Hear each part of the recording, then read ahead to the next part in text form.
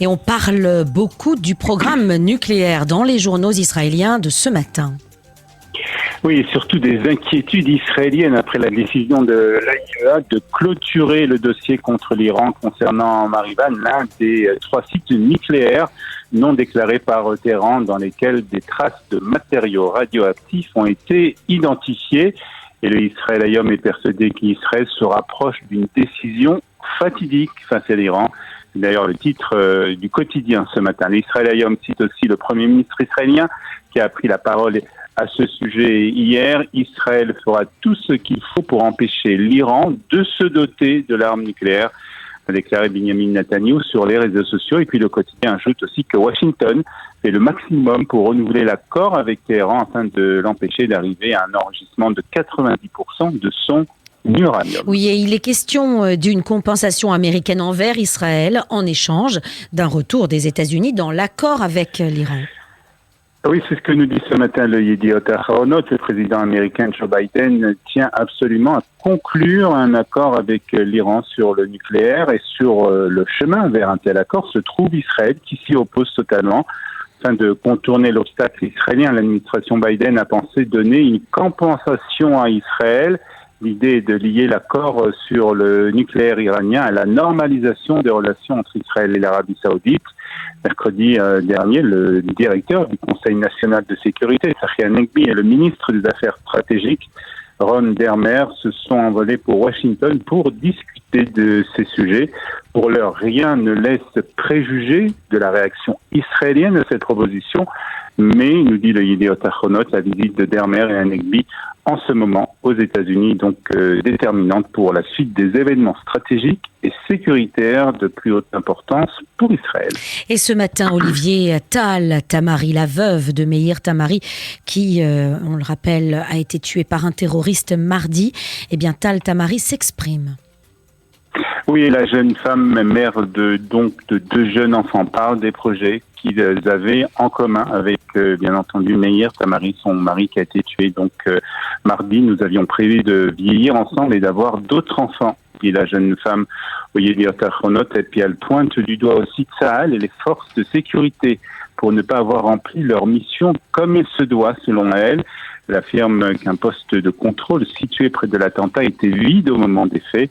Ce poste avait été occupé par des soldats. Meir pourrait peut-être être encore en vie aujourd'hui. C'est ce qu'elle déclare ce matin dans le Yediot Ahronot. Et puis Olivier, c'est toujours le mystère autour de la mort d'un agent du Mossad à la retraite cette semaine en Italie.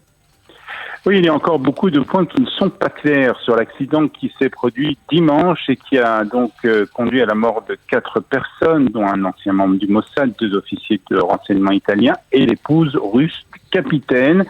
Les médias italiens ont rapporté qu'il s'agissait d'une réunion entre les services de renseignement des 2 nations et le Maariv, qui cite un quotidien italien, donc nous apprend que la zone du naufrage du bateau est très fréquentée par des oligarques russes impliqués dans l'acheminement de drones iraniens à Moscou.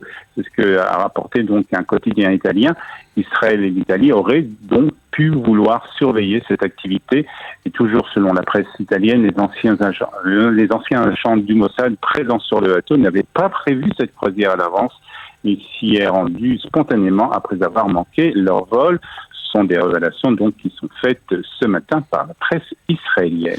Et puis la presse israélienne, justement, Olivier, aujourd'hui fait le bilan de la Gay Pride, cette Gay Pride qui s'est déroulée hier à Jérusalem.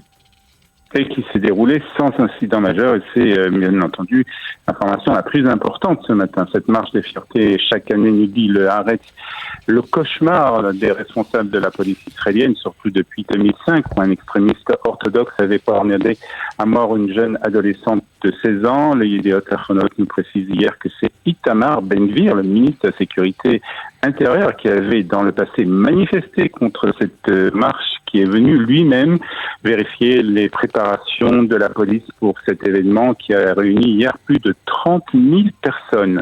Je suis ici pour m'assurer de la sécurité des marcheurs ainsi et aussi pour permettre à ceux qui s'opposent à ce défilé de s'exprimer librement tout en respectant la loi. Et puis, on va terminer cette revue de la presse avec vous, Olivier, avec cette information. Deux géants de la chanson israélienne seront sur la même scène pour la première fois. Et ça va se passer le 4 août prochain. Il est temps de prendre son billet, j'imagine. Oui, ce matin, c'est les Yediot Ahronot qui l'annoncent. Shlomo Arti, Idan Rechel vont enfin réaliser un rêve commun. Dans le passé, Idan Rechel avait contacté Shlomo Arti pour lui présenter ses chansons, mais aucune collaboration musicale n'avait abouti. Cependant, le 4 août prochain, donc, ces deux chanteurs israéliens partageront la même scène à Tel Aviv. Idan Rechel déclare ce matin au Yediot Ahronot: je suis ému de rencontrer Shlomo Arti sur scène et de partager un spectacle avec lui. Léa, vous savez ce qu'il vous reste à faire, prendre un billet d'avion pour ne pas rater cette rencontre musicale qui promet d'être exceptionnelle. C'est la première chose à laquelle j'ai pensé, ce fameux billet d'avion pour le 4 août. Enfin, pour avant le 4 août, parce qu'il faut être prêt pour ce concert que vous nous annoncez. Merci infiniment, Olivier Granulik, et puis je vous souhaite Shabbat Shalom.